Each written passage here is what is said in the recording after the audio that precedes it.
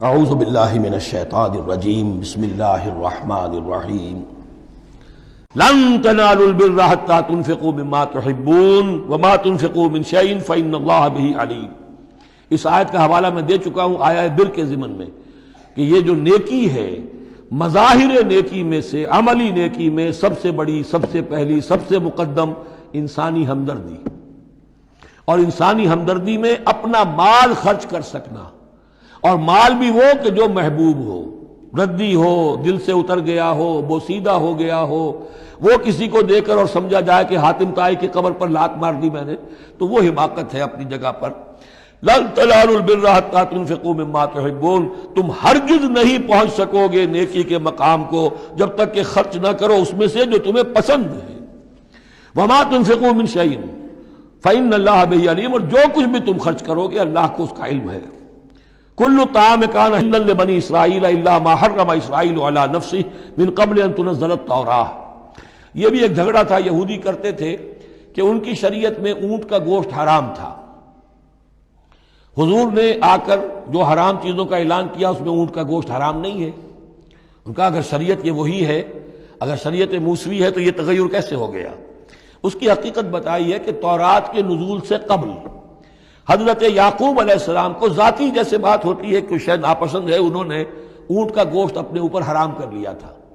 جیسے حضور نے اپنی دو ازواج مطہرات کی دلجوئی کے لیے بعض چیزیں جو حلال تھیں ان کی قسم کھا لی، یا ایھا النبی لما تحرم ما احل اللہ لک تبتغی مرضات ازواجک، یہ چیز ان کے ہاں روایت کے طور پر چلی آ رہی تھی۔ تو اللہ نے فرمایا لاؤ تورات اور دکھاؤ کہاں لکھا ہوا۔ تورات کے نزول سے پہلے یہ شکل حضرت یعقوب علیہ السلام کی تھی، اس کی تم پیروی کر رہے ہو۔ تو کھانے پینے کی وہ چیزیں جو اسلام نے حلال کی ہیں، کل طعام کان حلا لبنی اسرائیل، وہ بنی اسرائیل کے لیے بھی حلال تھی، الا ما حرم اسرائیل علی نفسہ، سوائے ان چیزوں کے کہ جنہیں حرام ٹھہرا لیا تھا اسرائیل، اسرائیل سے مراد حضرت یعقوب اللہ کے بندے عبداللہ، علی نفسہ ہی، اپنی جان پر، من قبل ان تنزل التوراۃ، اس سے پہلے کہ تورات نازل ہو۔ اس لیے کہ یہ تو 300-400-500 سال کا فصل ہے حضرت یعقوب میں اور نزول تورات میں۔ قل فاتوا بالتوراۃ فاتلوها، اے نبی ان سے کہیے تم جو اعتراض ہم پر کر رہے ہو تو لاؤ تورات اور پڑھو اور دکھاؤ، ان کنتم صادقین، اگر تم سچے ہو۔ شریعت تورات کے اندر کہیں بھی اونٹ کے گوشت کی حرمت نہیں ہے۔ فمن افترى علی اللہ الکذب من بعد ذلک فاولئک هم الظالمون، اور جو لوگ اس کے بعد بھی اللہ کی طرف جھوٹ منسوب کرتے رہے تو یہ لوگ ظالم ہیں۔ اب ان سے کیا آدمی گفتگو کرے؟ قل صدق اللہ، کہہ دیجئے اللہ نے جو کچھ کہا صحیح فرمایا۔ فاتبعوا ملت ابراہیم حنیفا، بس پیروی کرو ملت ابراہیم کی جو یکسو تھے یا یکسو ہو کر، یہ حنیفہ کا لفظ دونوں طرف جا سکتا ہے، ابراہیم کی صفت یا حال حنیفہ، اور یہ اتباع کا حال بھی ہو سکتا ہے۔ فاتبعوا ملت ابراہیم حنیفا، یکسو ہو کر، بعد کی تمام تقسیمات سے بلندتر ہو کر جو ابراہیم کا طریقہ ہے اس کی پیروی کرو۔ وما کان من المشرکین، اور مشرکین میں سے نہیں تھے۔ ان اول بیت وضع للناس للذی بمکہ، یقیناً پہلا گھر جو لوگوں کے لیے بنایا گیا اللہ کی عبادت کے لیے وہ وہی ہے جو بکہ میں ہے۔ بکہ اور مکہ یہ دو در حقیقت ایک ہی لفظ کے لیے دو پروننسیشن سے۔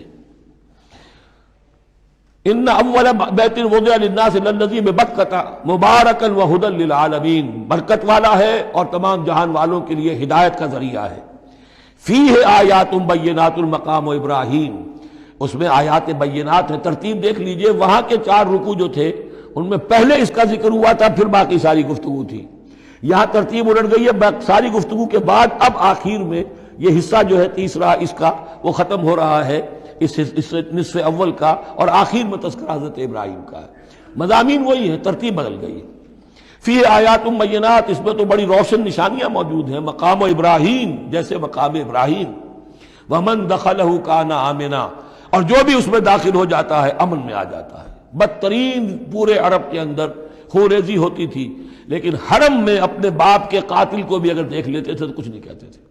یہ ایسی روایت اس حرم کی رہی ہے اور آج تک ہے اللہ کے فضل و کرم سے کہ وہاں پر امن ہی امن ہے، دار الامن۔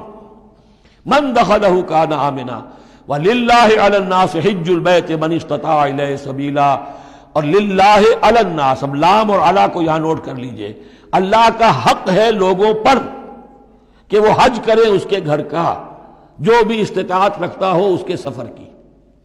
للہ علی الناس، اللہ کا حق ہے لوگوں پر، حج البیت، گھر حج کرنا بیت اللہ کا، من استطاع الیہ سبیلا، جو بھی استطاعت رکھتا ہو راستے کی، سفر کی، ومن کفر، اب یہاں کفرہ کے معنی کیا ہوں گے؟ جو استطاعت کے باوجود حج نہیں کرتا وہ گویا کہ کفر کرتا ہے۔ ومن کفر فإن اللہ غنی عن العالمین، تو وہ اللہ تو غنی ہے تمام جہانوں سے۔ قل یا اہل الکتاب لم تکفرون بآیات اللہ، اب آخری یہ آیات ہیں، بڑا ہی انداز جو ہے جھنجھوڑنے کا، اور جیسے کہ پیئرسنگ آئیز کے ساتھ دیکھ کر کسی سے بات کی جائے اور اس کے یعنی نگاہیں گاڑ کر اس پر، قل یا اہل الکتاب لم تکفرون بآیات اللہ، کیوں اللہ کی آیات کا انکار کر رہے ہو؟